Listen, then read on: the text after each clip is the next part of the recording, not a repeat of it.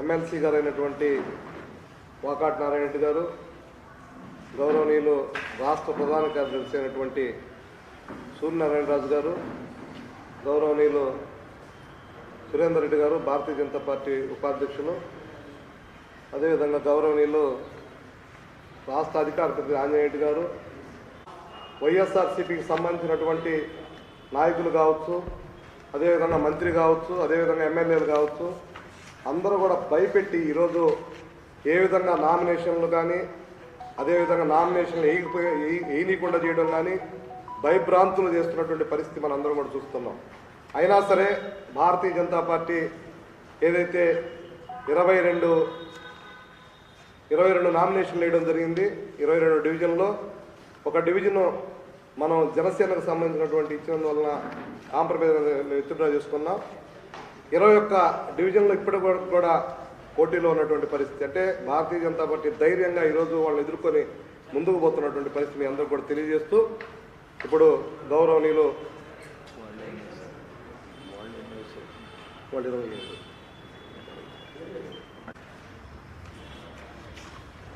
స్థానిక సంస్థల ఎన్నికలు భారతీయ జనతా పార్టీ ఆంధ్రప్రదేశ్ తరఫున ఒక చర్చని నేను ఈవేళ తెరలేపాలని, రాష్ట్ర ప్రభుత్వాన్ని సూటిగా నేను ప్రశ్నిస్తున్నాను. రాష్ట్ర ప్రభుత్వాలు స్థానిక సంస్థలకి కేటాయించే నిధులేమిటి? వైసీపీ ప్రభుత్వాన్ని నేను చాలా సూటిగా ప్రశ్నిస్తున్నాను. స్థానిక సంస్థలకి అభివృద్ధిలో మీ భాగస్వామ్యం ఏంటి? అభివృద్ధిలో మీ భాగస్వామ్యం లేకుండా, అభివృద్ధిలో మా భాగస్వామ్యాన్ని నేను ఎక్స్ప్లెయిన్ చేస్తాను మీకు.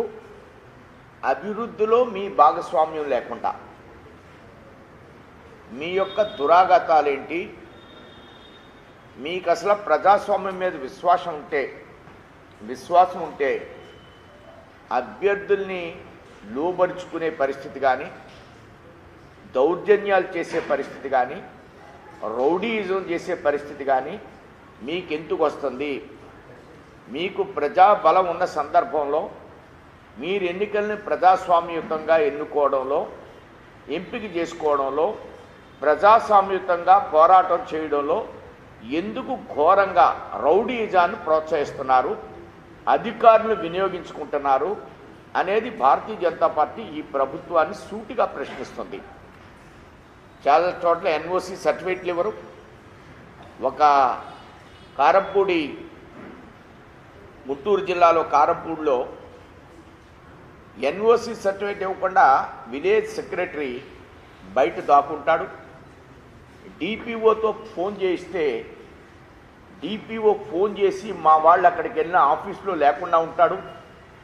అసలు అధికార వ్యవస్థ ఈ విధంగా దిగజారిపోవడానికి కారణం ఏంటి అనే విషయాన్ని నేను ఈవేళ అధికార యంత్రాంగాన్ని సూటిగా ప్రశ్నిస్తున్నాను. ప్రజలు మీకు జీతం ఇస్తున్నారు. మీకు జీతం ఇచ్చేది జగన్మోహన్ రెడ్డి కాదు. ప్రజాస్వామ్యాన్ని కాపాడడానికి అధికార వ్యవస్థ ఉంది.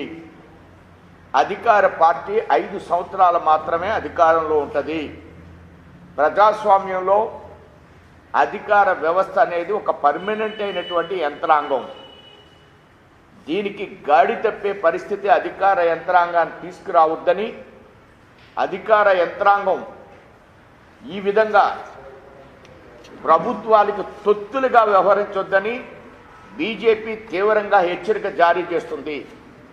బీజేపీ తీవ్రంగా అధికార యంత్రాంగాన్ని తీవ్రంగా హెచ్చరిక జారీ చేస్తుంది. భారతీయ జనతా పార్టీ ప్రజాస్వామ్యంలో మీరొక అంగమైనప్పుడు అధికార పార్టీకి మీరు తొత్తులుగా ఉండకూడదని, అరాచకాలు మితిమీరిపోతూ ఉంటే అధికార పక్షాన్ని, రాజకీయ పక్షాన్ని కంట్రోల్ చేయడానికి అధికార యంత్రాంగం ఉందనేటువంటి విషయాన్ని నేను స్పష్టంగా అధికార యంత్రాంగానికి తెలియజేస్తున్నాను.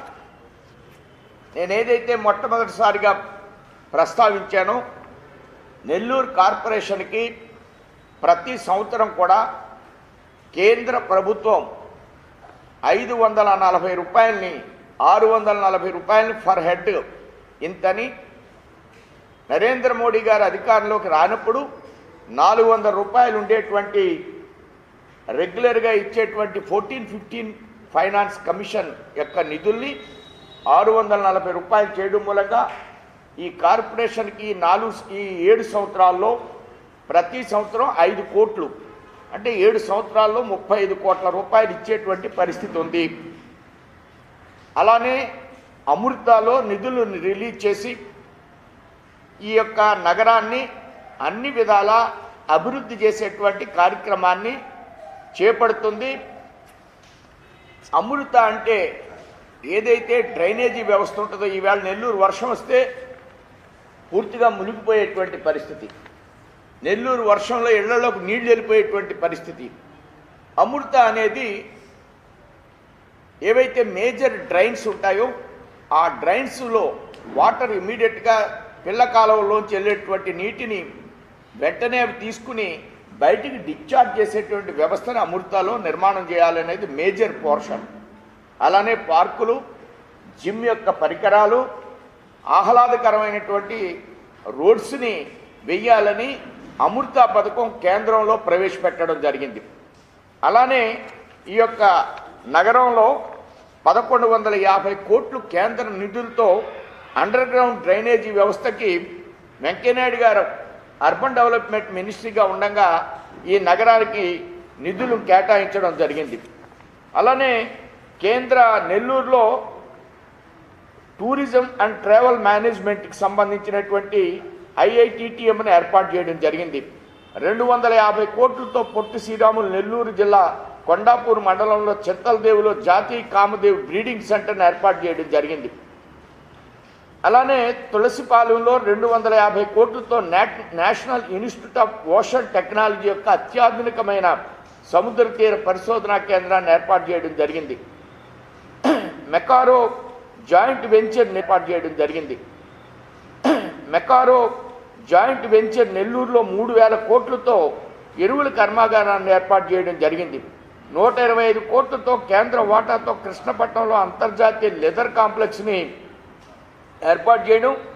అలానే 2139 కోట్లతో అంచనా వ్యయంతో కృష్ణపట్నం పారిశ్రామిక ప్రాంతాన్ని అభివృద్ధి చేస్తుంది. చెన్నై బెంగళూరు ఇండస్ట్రియల్ కారిడార్లో భాగంగా కేంద్ర ప్రభుత్వం ఆంధ్రప్రదేశ్లో కృష్ణపట్నం పారిశ్రామిక ప్రాంతం మరియు కర్ణాటకలో తుముకూరు పారిశ్రామిక ప్రాంతాన్ని అభివృద్ధి చేస్తుంది. కృష్ణపట్నం నోటికి సంబంధించి మొదటి దశ పూర్తయితే ఉపాధి లభించేటువంటి సంఖ్య 98,000 ఉద్యోగాలు రావడానికి అవకాశం ఉంది. ఆల్రెడీ 58,000 మందికి ఉద్యోగాలు ఈ సైట్లో ఉపాధి పొందే అవకాశం ఏర్పడింది. అలానే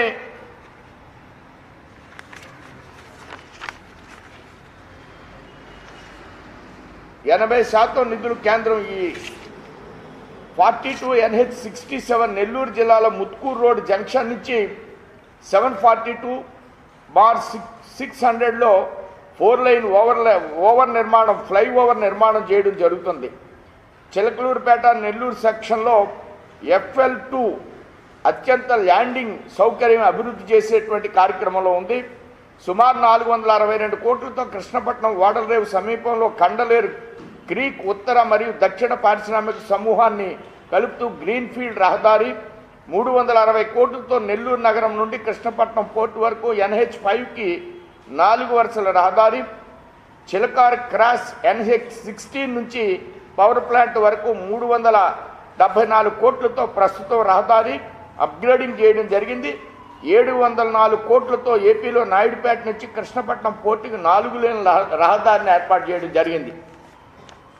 అలానే నగరంలో ఇప్పుడున్నటువంటి మహిళా సంఘాల అభివృద్ధి కోసం వాజ్పేయి గారు వచ్చిన తర్వాత ఈ యొక్క మహిళా సంఘాలని నగరాల్లో ఏర్పాటు చేశారు, పట్టణాల్లో ఏర్పాటు చేశారు. అంతక్రితం గ్రామాల్లో ఈ డ్వాక్రా గ్రూపులను పివి నరసింహరావు గారి టైంలో ఏర్పాటు చేస్తే వాజ్పేయి గారు వచ్చిన తర్వాత ఈ యొక్క గ్రామాల్లో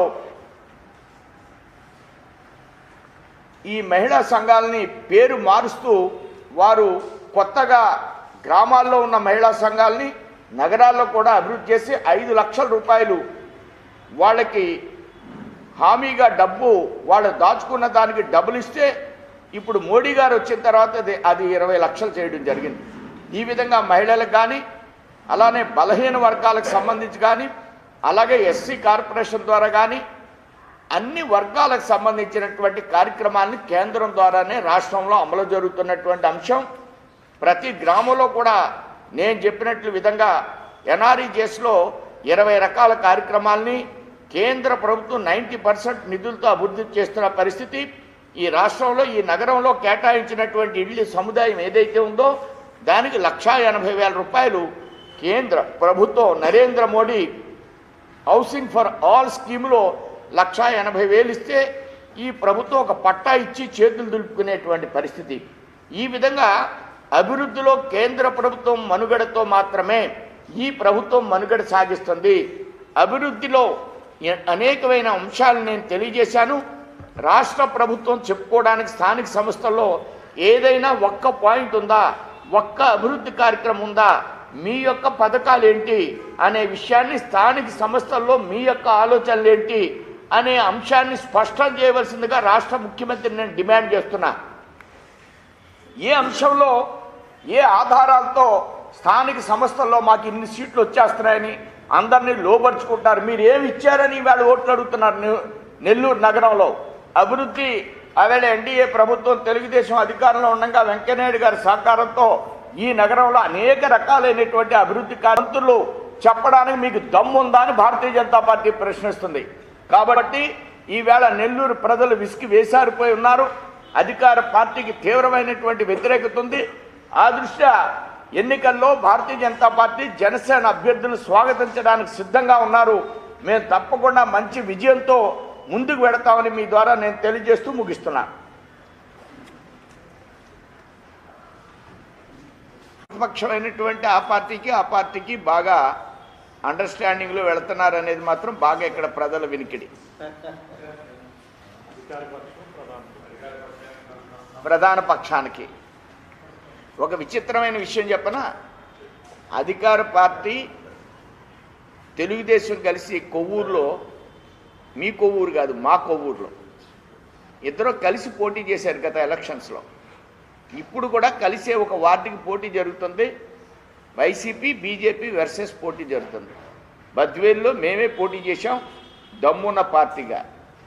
ఎన్ని అరాచకాలనైనా సరే ఎదుర్కొన్నాం.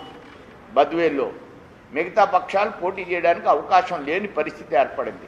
చాలా చోట్ల ప్రధాన పక్షమైనటువంటి పార్టీ చేతులు ఎత్తేసే పరిస్థితి, పోటీ చేయననే పరిస్థితి.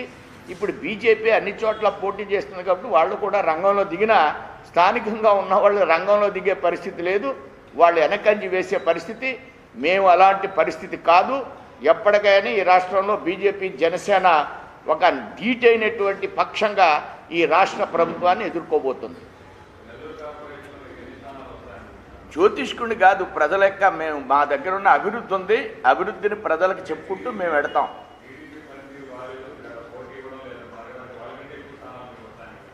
ఎవరికంటే ఎక్కువ స్థానాలు ఎందుకు వస్తాయని నేను చెప్పాలి. మేమే మేయర్ స్థానాన్ని ఆక్రమిస్తామని చెప్తున్నా.